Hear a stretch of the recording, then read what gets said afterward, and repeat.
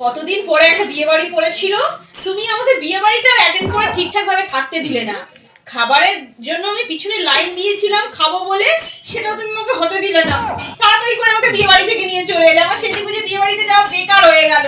তোমার জন্য এটা হয়েছে। তোমাকে বলেছিলাম যে আমার বাড়িতে আজকে কিছু রান্না বান্না করা নেই, এই এত রাত্রিবেলা আমি এলাম, এখন কি আমার কিছু করতে ভালো লাগে বলো? কি হয়েছে দাদা? বেশ কয়েকদিন নিয়ে চলে এসেছি। এরা ঘরে মুড়ি আছে, মুড়ি খাও। এরা মুড়ি খাও, মুড়ি খাও। শুকনো মুড়ি খাবো? তোমার কোনো আক্কেল জ্ঞান নেই বলো? রাত্রিবেলা তুমি এখন কোনো দোকানে খোলা নেই, কিচ্ছু নেই, মুড়ি খাবো, শুকনো মুড়ি খাবো? এই আজকে আমার কপালে এই জুটেছে, আমি কিচ্ছু খাবো না। কালকে মাংস আনবে, মাংসের তরকারি করবো, মাংস তরকারিতে রুটি খাবো। আজকে আমি শুকনো হয়েই থাকবো। ওখানে কত সুন্দর সুন্দর ফ্রিজ ফ্রাই, চাউমিন, এগুলো কত কি বিক্রি হচ্ছিল, তখন সেখানে কিনে দিলে না। আর বিয়ে বাড়িতে গিয়েছিলাম, ওখানে মটন ফটন সবকিছু হয়েছিল, সেসব গন্ধ শুকে আমি বাড়ি চলে এসেছি। ভালো লাগে না আমার। কেন মুড়ি ভালো লাগে না? এবারে খাও, মাংস খাবে। খেয়ে দেখে আনি, যখন যাবো না তাই। এবারে এগুলো বিক্রি হচ্ছে, চাউমিন বিক্রি হচ্ছিল। মুড়ি খাও, শুধু মুড়ি খাও, শুধু জল দেবে গিয়ে। এই শোন, এই রে তোর মুড়ি, তুই খা, ধর ধর। দে দে, তোর খেতে হবে না। মুড়ি তুই খা, জল খেয়ে। ঠিক আছে ঠিক আছে। তুমি এত বড় বড় চোখ করে আমার সাথে কথা বলছো তো, এদিকে দেখো। হ্যাঁ শোনো, আমি বাপের বাড়ি চলে গেলে না তুই বুঝতে পারবে। হ্যাঁ হ্যাঁ, কত ধানে কত চাল, বুঝতে পারবে। হ্যাঁ এখন তো বলবে আমাকে বাপের বাড়ি যাওয়ার জন্য। তুমি খুব রাজি আছো এখন, বন্ধুদের সাথে এই সব পার্টি করবে, এই করবে, বন্ধুদের সাথে আমি বাপের বাড়ি যাবো? আমি এটা মিথ্যে কথা বলছি, বাপের বাড়ি যাবো না। দেখি তোমার কত সাহস। আমরা মুড়ি খাই রাখবে, তাই না? মুড়ি খাই রাখবে।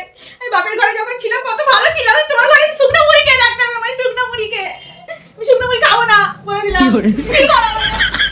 বিয়ে আগে তো খুব বলেছিলে আমি যা খাবো তাই খাবে তুমি, তাহলে একটা শুকনো মুড়ি খেতে ভালো লাগে না? কেন মাংসের ভালো চলবে না নাকি?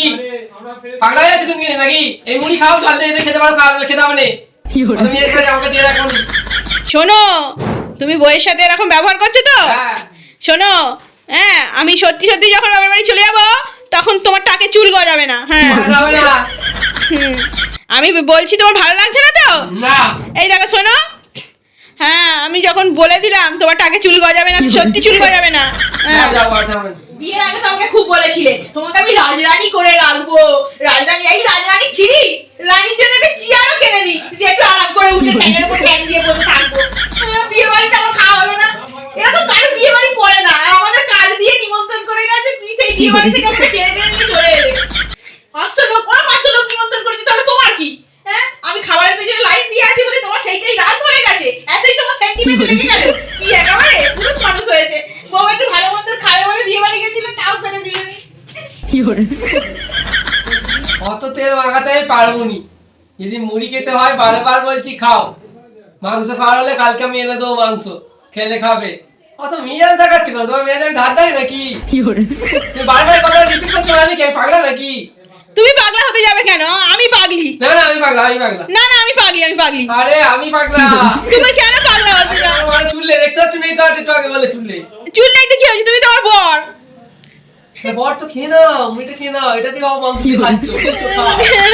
আরে রাতে এইভাবেই কাটাতে হবে আমার। কোথায় চিকেন ফ্রাইড রাইস, কোথায় রাইস, এইসব ছেড়ে আমাকে শুকনো মুড়ি খেতে হচ্ছে।